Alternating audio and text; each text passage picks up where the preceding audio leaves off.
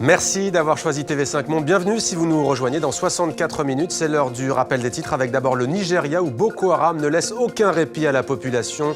Plus de 100 jeunes filles ont été enlevées dans leur lycée. Ça s'est passé dans l'état de Borno, près de la frontière avec le Cameroun. Et cela alors que le pays est toujours sous le choc au lendemain du double attentat sanglant perpétré dans une gare routière près d'Abuja.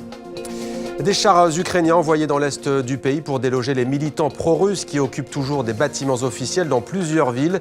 Et pendant ce temps, à Kiev, la capitale, la situation se crispe. Un candidat à la présidentielle a été agressé à sa sortie d'un plateau de télévision pour avoir tenu des propos favorables à la Russie.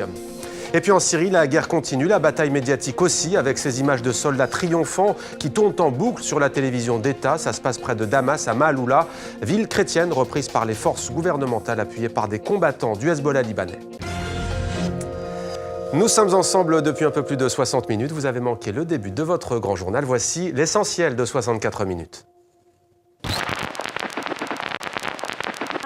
Mon père est un martyr. Il est mort à l'âge de 36 ans. Je suis arrivée là avant 10 ans. Je n'avais pas trouvé d'autre option. Ceux qui ont ramené la paix, c'est tous ces soldats-là morts pour l'Algérie durant la décennie noire. C'est tous ces gens-là, ces militaires-là, ces gardes communaux qui sont aujourd'hui délaissés par le régime algérien. Ce n'est pas Bouteflika qui a ramené la paix. En 1997, ils nous ont promis de nous procurer un logement dans un délai de 6 mois. 17 ans après, on attend encore. Ce système est obsolète pour l'évolution de l'Algérie. C'est un système liberticide qui a confisqué l'indépendance algérienne. Donc on n'a pas de droit, il y a un manque de la sécurité. Le Chalat, c'est le balafreur, un homme qui en 2003, dans Tunis, tailladait les fesses des filles un peu trop légèrement vêtues. Il n'a jamais été arrêté. Faits divers ou légendes urbaines. À l'époque de Ben Ali, c'était impossible de parler de faits divers. La réalité n'appartenait pas aux cinéastes, aux réalisateurs. Donc rien que le fait de reprendre la réalité, de la filmer, de l'analyser, c'est une évolution remarquable pour moi. Le dessin de presse, ça doit être et rester un espace de liberté dans la presse. Et on doit continuer à être un peu les fous du roi. C'est-à-dire on doit pouvoir montrer du doigt et dire des choses que d'une manière générale, les autres n'ont pas le droit de dire. Et c'est ça que les gens aiment dans notre dessin. La percée du parti anti-européen inquiète le gouvernement de David Cameron qui multiplie les concessions et promet un référendum sur le maintien du pays dans l'Union européenne.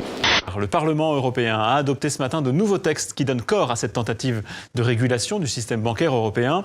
Textes qui promettent notamment aux contribuables de ne plus payer en cas de faillite d'une banque. Ce seront désormais aux créanciers et aux actionnaires d'intervenir. Bonjour, comment ça va? On estime qu'il y a 120 000 francophones à New York, dont 22 000 enfants.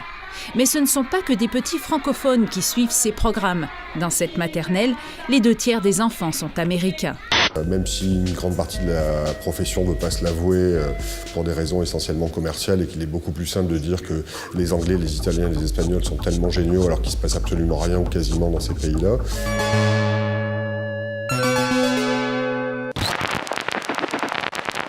Et comme tous les jours, maintenant, une pensée pour tous les otages dans le monde et notamment les ressortissants français détenus en Syrie ou encore au Sahel. Nous ne les oublions pas.